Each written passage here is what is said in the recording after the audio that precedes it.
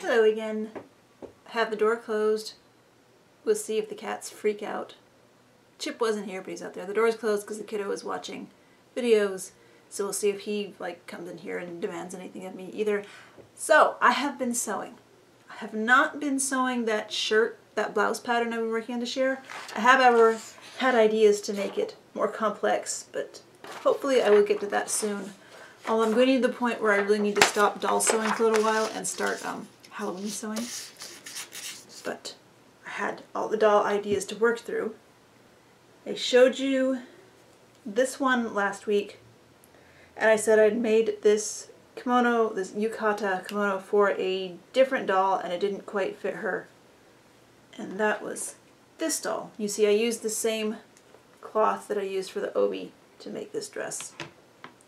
I did not use the cocoon dress pattern that I shared for this. I actually used a dress pattern for smaller. It's the Dynamite Girl body. It's a little smaller, like Blythe-sized bodies and Momoka-sized bodies. I used a basic A-line dress pattern for that and just improvised, just cut the curves out as I was cutting out. So there is her dress. And most of the stuff I'm going to show this week I have put on Instagram and Flickr, so you may have seen them already. And then I'd intended that yukata for this body. It didn't quite fit, so I thought I would try it on a Momoko. It didn't quite fit Momoko, and then that's when I tried it on Blythe, and it fit Blythe. So I had a Momoko that was now clothing this that I wanted to make a new outfit for. And my first idea, I used a Blythe pattern for the shirt, but it's an old pattern, so either it just didn't fit the way I remembered it fit, or it was supposed to use 1/4 inch seams and I used the smaller seams. So it was a little big for Momoko, so I put it on a fresh doll. And then I made the shorts to go with it. And this cloth and this cloth. And this cloth are all from the cloth destash that the doll person had a few weeks ago. No, about a month ago. At the doll meetup I had. So, there's her outfit. This, it looks like a nice abstract print on this shirt. It's actually pineapples. But I like how abstract it looks in here. And I was going to use some narrow black ribbon for the bow. I wanted to put the black bow on so it could tie into the shorts. And I was going to use some narrow black ribbon, but I don't have narrow black ribbon, so I used this cord. That's when I thought it was going to be on Momoko. I don't think I would have used the cord if I knew it was going to end up on Indigo, because it's a lot like her hair texture, which is not the effect I originally wanted, but I think this works quite nicely for her. So back to that Momoko, I tried the shirt pattern again, this time trying to make it a little bit smaller and with a completely different cloth. This Momoko has bright red lipstick, so I want to use a lot of red. So I'm not sure if this is really appropriate for Momoko. This almost seems like more of a Blythe type outfit, but here it is on Momoko. And the shirt is still a little large. I know I've made shirts for Momoko in the past that fit Momoko better. Or maybe they didn't fit Momoko better. Maybe it's just been so long since I made them that I thought they fit okay. You know, like I've said, me sharing patterns with people is actually forcing me to put some more thought into making a pattern. Usually I have my basic pattern and whatever changes I want to make, I just cut them as I'm making them and then I sew them up and either they work or they don't. So I'm learning. So there was her outfit. And then I had some, well, not everything I've done since last week was sewing. I did paint it all. I repainted that Olmec Imani with the 1987 Naomi sculpt. And a lot of people think the sculpt is a bit odd, but I will say the more I stared at her, the more I liked the sculpt, the more I got used to it.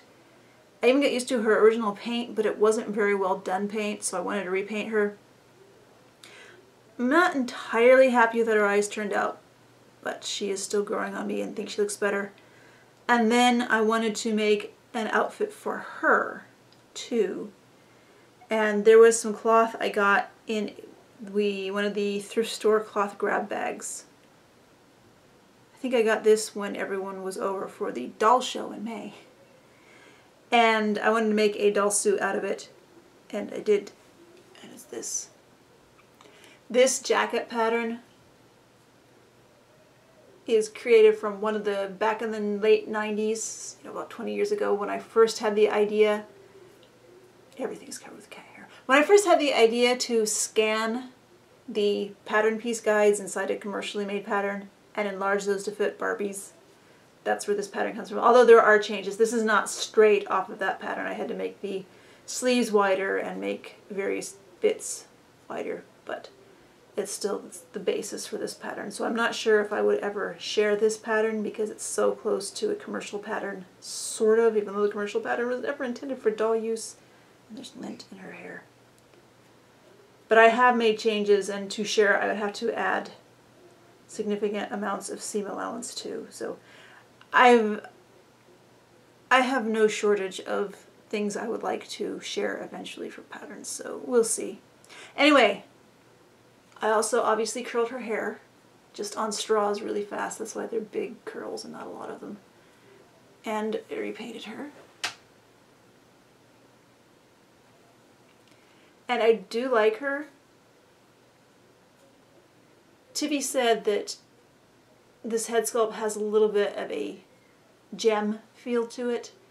And I think what we're really seeing in it, I kind of agree, but I think what we're really seeing is it's very much 1980s but not Mattel, which is really, we don't see a lot of outside of Gem and Maxi, Hasbro. So anyway, yeah, I could have probably rerouted her a wild hair color and painted her with really outrageous eye makeup, and she would have looked, I think, fairly Gem-like. I mean, I can't tell if her suit looks like something from the 90s at least, if not the 80s. There's no shirt. Just a high-waisted, very high-waisted skirt. Again, I took my regular skirt pattern and then I took a bodice pattern and I kind of figured out how they would go together to make a high waist. But I did not save what I did in any way, shape, or form. So if I ever want to make a pattern like this to share, I will have to start from scratch. So, fairly happy with her. And then there was a little bit of this cloth left and I just wanted to use it up. Just use it up, because I'd used up all of this, and then with that I used up the rest of it up making this, and I do enjoy using up cloth completely, even though whenever I buy a quarter yard or more that gets harder to do, but getting stuff from people's scraps, it's a little better. So I wanted to use up the last bit of this to make something. I thought of making another suit like this, but that didn't quite click, so I ended up just using it to make this skirt. It's not a super fancy skirt. You see, I probably could have made a little more effort to pattern match back there, but there wasn't quite enough of this. Yeah, I probably would have had. I might go back and sew that a little, sew that seam a little deeper. Just if you sew halfway through that and halfway through that, they will actually match up.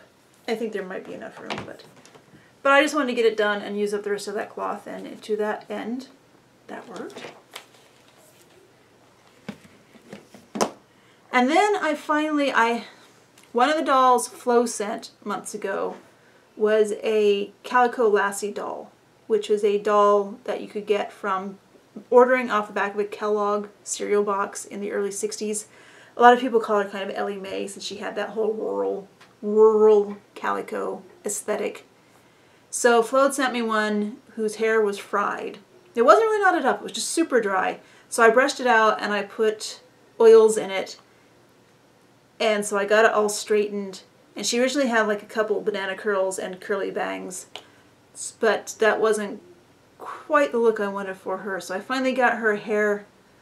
When I curled her hair on straws, I also curled the Calico Lassie's hair on straws, and there was more lint in her hair.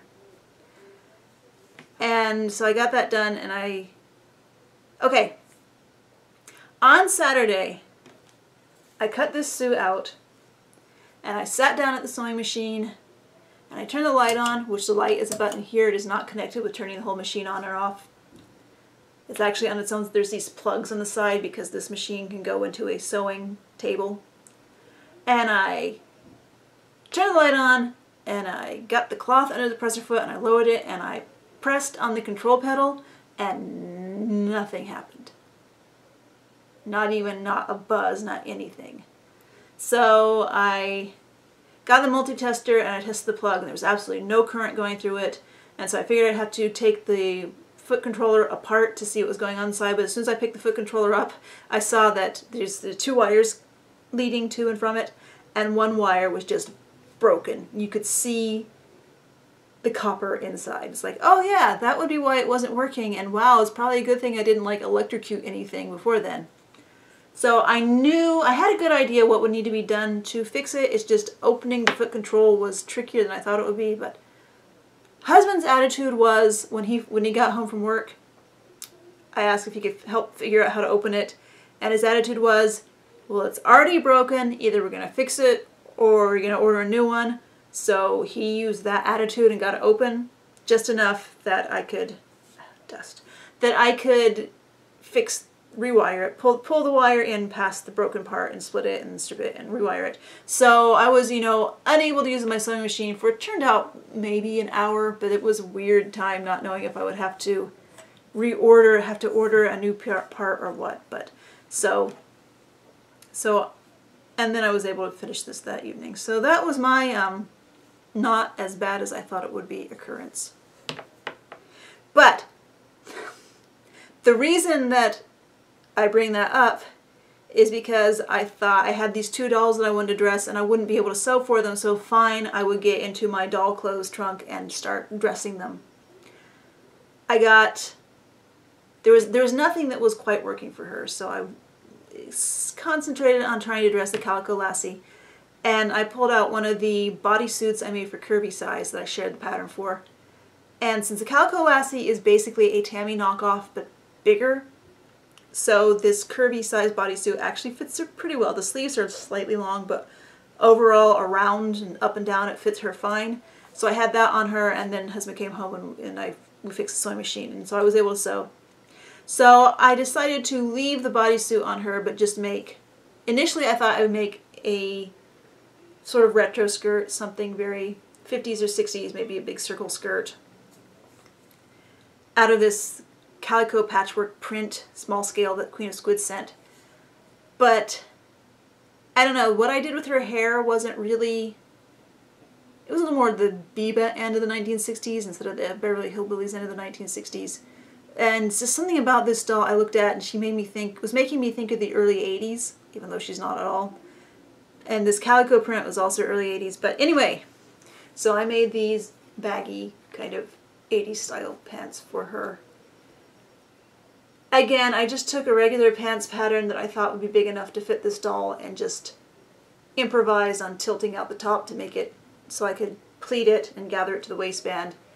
And enough people have liked this look of these pants that I have actually put the idea for making a pants pattern like this to share into the envelope I've showed you before, where I put my ideas or patterns to share. So there's her outfit. I do have other shoes that fit her, but these Ever After High Guy boots. Like I've been saying recently, the early 80s were all about brown. So for her early, I don't know why I think of the early 80s. All the early 80s are also all about bad perms. So her mock early 80s aesthetic just needed some brown shoes. So these pants, they really don't fit that well. The seam is too far forward on the side, but the pattern to maybe share someday I've sketched up already compensates for that. So we will see whenever I get this done, which I have to get this done first. Like I said, I'm still sewing thanks for people and sewing stuff for John. I'm almost done with stuff for John's birthday box. We're almost to 3 pounds. So I will get that shipped off. Probably not until after Halloween because, like I said, I have to sew a Halloween costume soon. And then I will get back in. There will be more thanks sewing, but hopefully I can get back to patterns to share. And I'm already losing my train of thought, so hopefully I'm not repeating myself too much. And I can't tell if that's a cat or a kid out there. So, sewing for John's dolls. And using some of the cloth from the Doll Person D-Stash, I made this. And that's the sound of Flu sharpening her claws on the piece of cardboard I keep on the floor for her to sharpen her claws on. So, I made this shirt for John, and then there was just a little bit of it left over. And I squeezed out this shirt. This is a petite body. This doesn't really quite fit a original Barbie body size. And then I made the skirt from some cloth that Tiffy sent a few years ago. Just a really quick skirt with an elastic waist to go with this shirt. And then I realized that my dolls are all getting ready for springtime, and it's not going to be springtime here anytime soon. We're not really having fall either, it's just going right to cold. Which is probably part of the reason I'm not so in the mood for Halloween yet, because like week before last it was 90, and now it's in the 50s. So I made that, and then John has just 1 or 2 quarter scale dolls, so he doesn't have a lot of clothes for them, even though he's ever since he mentioned that he needed clothes for a quarter scale doll, he's actually managed to find clothes for them, but I went ahead, I wanted to make clothes for quarter scale. So it's this 4 MST sized, Tonner sized, and the odd sized dolls that he has. Floof.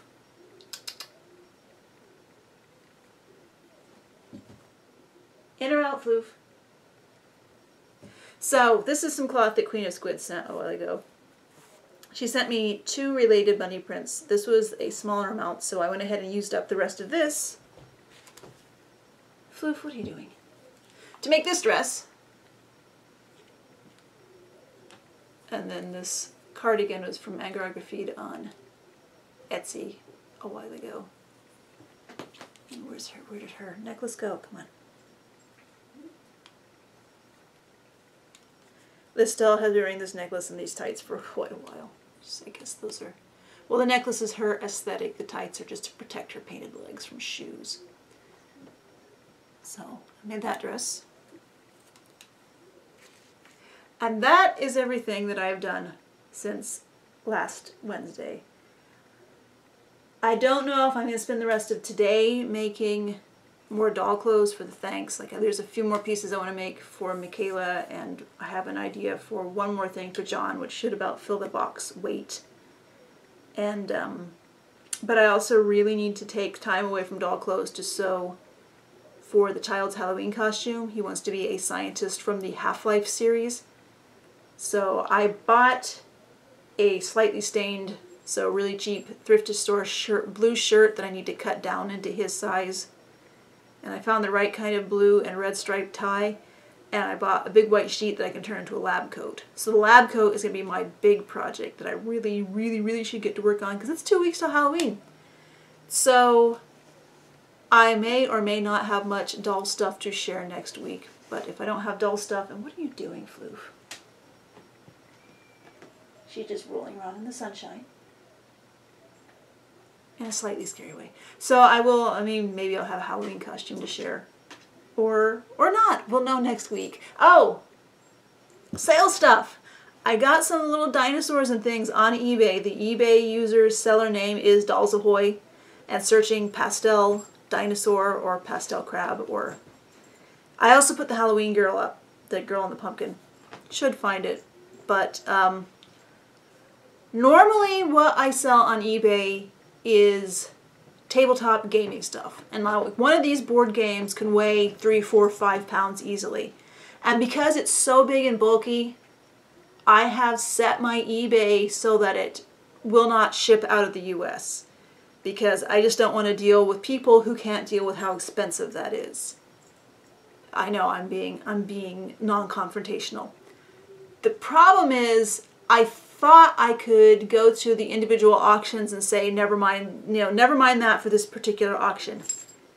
It looks like I can't do that. So I know people out of the US want to buy. I'm just right now terrified that if I set my auctions not to have those out of the US shipping exclusions, that when I go back to selling game stuff, which should be like in the next few days. I'm going to alternate. I might forget. I don't know why it is bothering me so much, the idea that I might forget to set these shipping, the board game stuff for shipping, not shipping in the rest of the world. I probably just need to get over it. In the meantime, I'm trying to get a setup so that people outside the US can order from me. But I also finally got the doll clothes sales post made, like right before I started making this video. Floof! And that's at soiam.blogspot or blogger. I will put the link down below, and it's already up on Instagram. And that, since I am figuring out the shipping on that I will ship anywhere. It's just no dinosaurs on that. So, thanks for your patience with me, and we'll see where it goes from here.